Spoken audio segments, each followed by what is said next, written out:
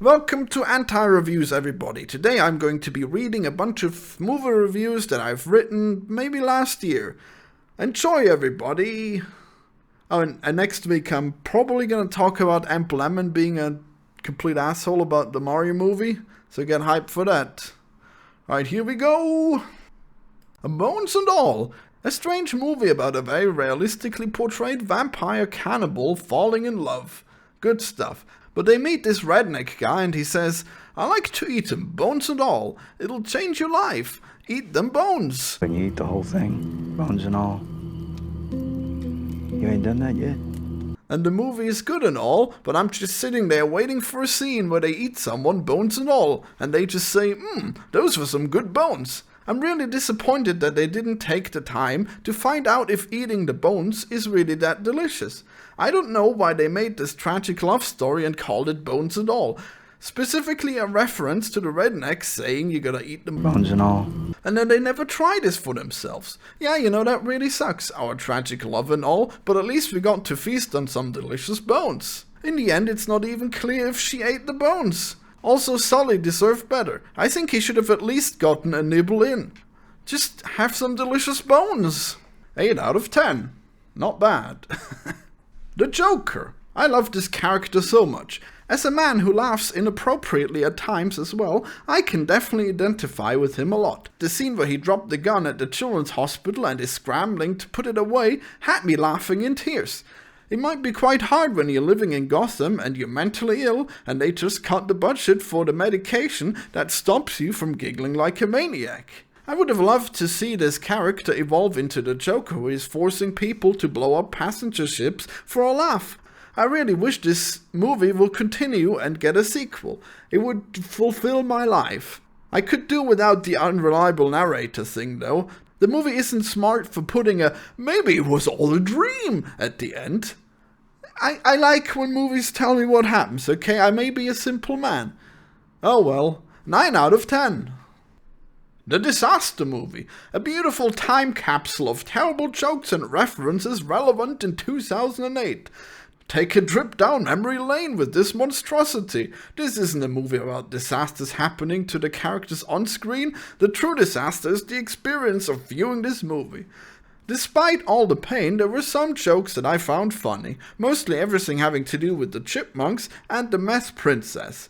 And of course I enjoy the musical numbers no matter how stupid they are. And yet, 0 out of 10. Black Adam. Well, I guess DC is finally able to compete with Marvel, even if it is just because Taika Waititi ruined Thor. This movie for me is tied with Multiverse of Madness for the best superhero movie of the year, 2022. I like the moral complexity of the Justice Society upholding stability instead of overthrowing the dictator.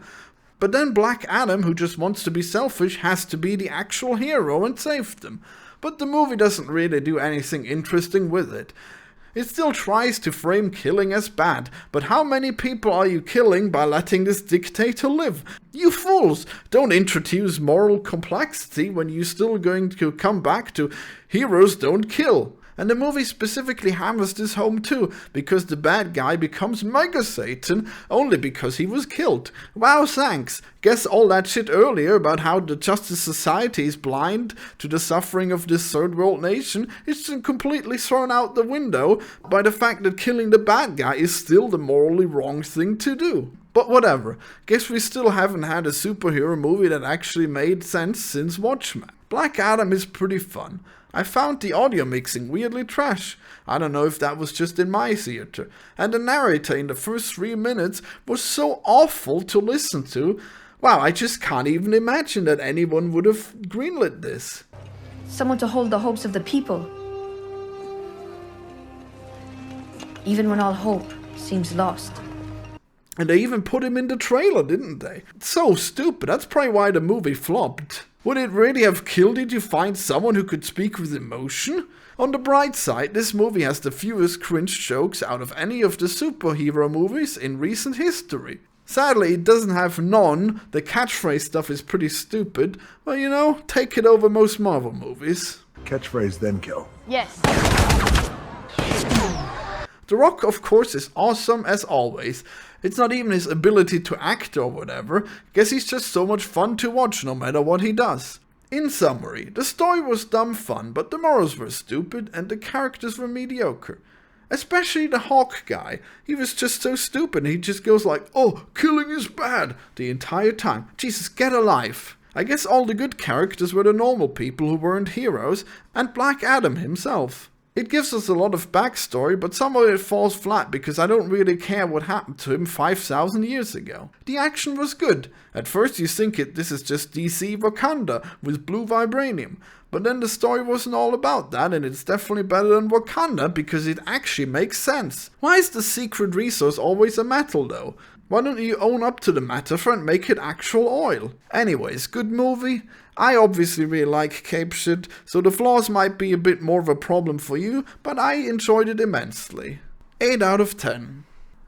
Joe's Apartment. A timeless masterpiece, despite the shock humor, it is pretty heartwarming.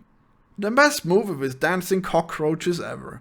Do yourself a favor and watch this classic from the 90s? Yeah.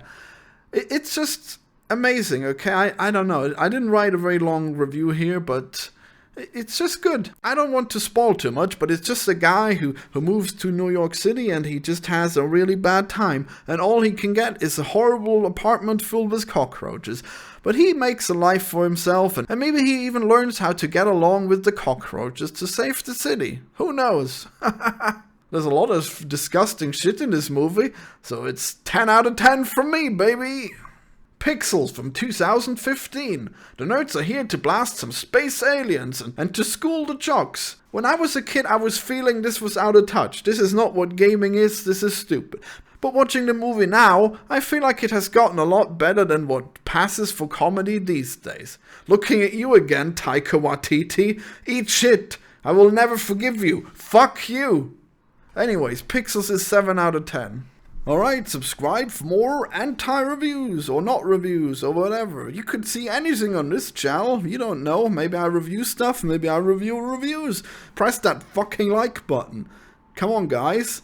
We gotta get some growth going, you know. Otherwise, I'm just gonna have to make the content that people actually watch and just make 100 videos where I react to people being stupid about the Mario movie. Is that what you want? I'll do it, you know, I will. Also subscribe. Why do I not have 300 subscribers yet? Come on, guys. What's the matter? What's the matter with you? Huh? Nobody's subscribing.